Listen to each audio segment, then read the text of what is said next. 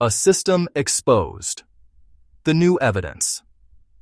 The story of Jeffrey Epstein did not end with his death. It entered a new chapter. Today is March 7th, 2026. The world is still processing millions of pages of new documents. These files were released by the Department of Justice. The release happened because of a new law. This law is called the Epstein Files Transparency Act, signed in late 2025. The act demanded that the government share what it knew. It forced a level of disclosure that many thought would never arrive. The result is a flood of information. It reshapes our understanding of Epstein's world and shows a dark global network. The new evidence is vast and difficult to navigate. It includes over 3 million pages of documents from federal investigations. It also includes the contents of a secretive email server archived at jmail.world. This server was used by Epstein and his associates. The emails provide a direct window into their daily operations. The documents and media reveal far more than one man's crimes. The social engineer, forging access without credentials. Jeffrey Epstein's rise was a masterclass in social engineering. He built a reputation of brilliance and wealth without the usual credentials. He did not have a college degree. Yet, he became a teacher at the prestigious Dalton School in New York City. He used this position to teach. He used this position to meet wealthy and powerful parents of his students. He charmed them with his intelligence and ambition. He presented himself as a mathematical prodigy. This was the first step in crafting an image. He understood that perception was power. He carefully managed how influential people saw him. This talent for manipulation was a key tool. Dalton opened the door to his next move. Through a parent, he got a job at Bear Stearns. He had no formal financial training, but he learned quickly. He excelled in a high-pressure environment. He rose quickly through the ranks until it ended abruptly. Jeffrey Epstein's financial empire was a complex machine, designed to hide money, avoid taxes, and conceal his activities. The 2026 DOJ document release reveals the architecture of this system in detail. At its heart was a network of shell companies, firms that exist only on paper. Many were registered offshore, including the U.S. Virgin Islands. This is jurisdictional arbitrage, using differing laws to minimize oversight. It made his wealth difficult to trace. Investigators identified at least 55 accounts, spanning banks and countries. Transactions passed through multiple entities to create a confusing trail. The jmail.world email archives show staff coordinating these transfers with precision. Emails detail spreadsheets and instructions for moving millions. One of the biggest mysteries was the source of his wealth. The 2026 release gives the clearest answer yet. A significant portion came via his relationship with a billionaire retail founder. He was given unusually broad power of attorney, access across investments, real estate, and philanthropy. The files indicate transfers totaling at least $46 million from Wexner-controlled entities to Epstein's accounts. This was not a fee. This was direct wealth transfer. That transfer likely became the seed money of his independent fortune. It explains the lavish lifestyle and the capacity to fund his network. He also used specialized entities. Liquid funding limited operated in high-risk instruments.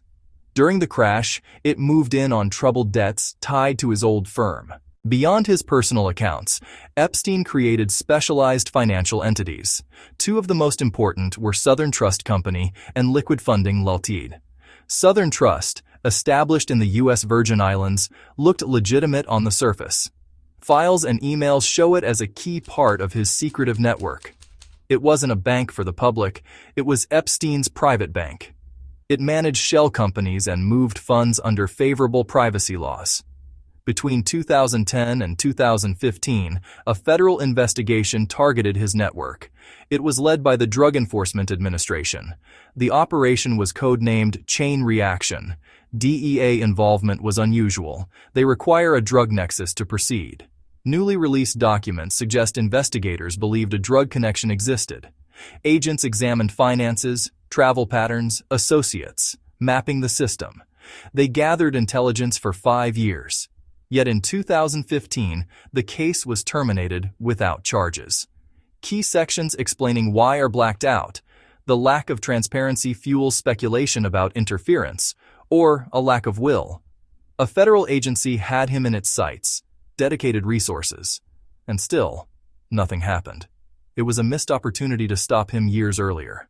The silence remains a critical, unanswered question. Jeffrey Epstein's greatest source of power may not have been his money, but the information he gathered on others. Investigators seized thousands of electronic files from his properties. This included approximately 2,000 videos and over 300 gigabytes of data. Hidden cameras were installed throughout his homes, particularly in New York and Palm Beach. Private areas, including bedrooms and massage rooms, were surveilled. This was a systematic operation to capture compromising material. Emails include instructions to manage and archive recordings. Footage was meticulously cataloged to build a library of secrets. The material could be used as leverage, modern blackmail at scale. It explains why many remained connected to him even after 2008.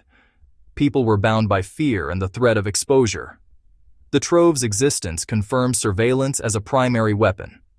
Materials are heavily redacted to protect victims. He operated as a spy master, ensuring silence and complicity.